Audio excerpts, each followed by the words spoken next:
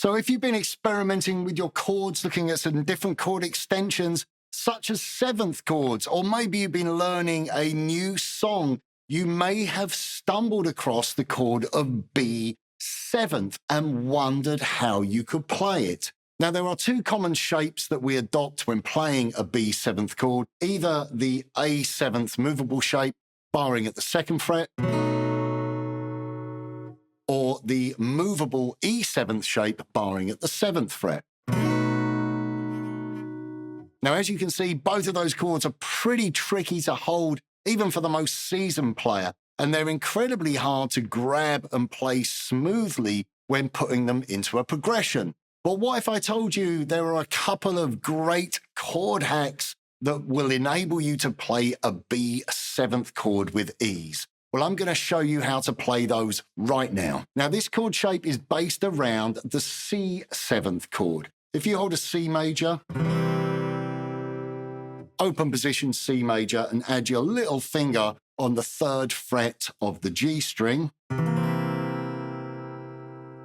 that results in an open position C seventh chord. Now, we can actually drop that chord down by a semitone, and that will give us a B seventh chord. Now, we're not going to use that chord fingering. That would be quite an awkward chord fingering, holding it that way. Obviously, I wanted to show you where the chord shape originates from, but we're going to adopt a much more straightforward chord fingering. We're going to use our first finger on the first fret D, our second finger on the second fret A, and our third finger on the second fret of the G, and we can play the open B. We are left with the open top E. Now, there's a couple of things you can do here. A traditional sort of open position B7 shape would include the second fret of the top E.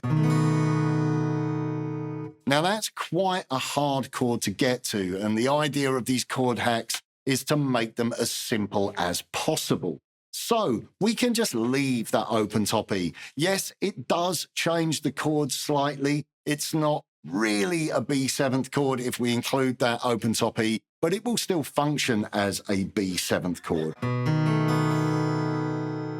And it's got a pretty cool sound about it. Obviously, if you can control your picking, or if you're playing with chord arpeggios,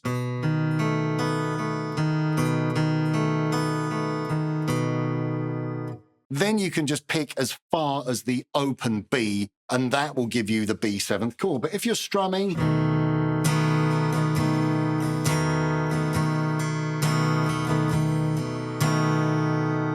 you know, if you strike the top E string, it doesn't really matter. And another thing to bear in mind as well, if you're sort of grabbing at that chord and playing it for some time, you can, of course, then add your little finger if you feel confident using your little finger. Now, I have mentioned that this chord shape is based around a C7th chord shape, but I think it's really nice to see similarities in shape between other chords. Let's take an E major chord. Now, if we just simply swap the strings that the first and the third finger are on, so in other words, drop the first finger down to the D string and bring the third finger to the G string,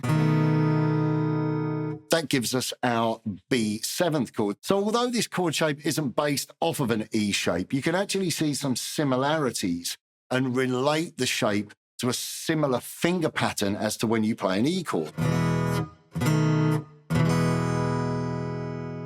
Okay, so there you have a chord hack for an open position B7th chord.